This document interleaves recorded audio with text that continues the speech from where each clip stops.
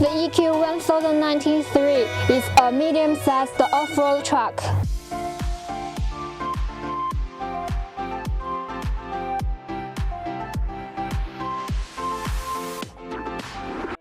And its structure is very different from ordinary trucks.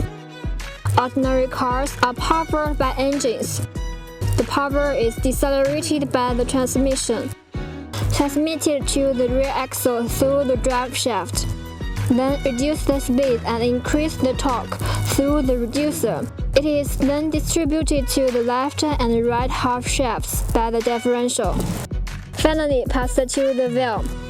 The difference between EQ1093 and ordinary trucks is that a transfer case is installed after the transmission.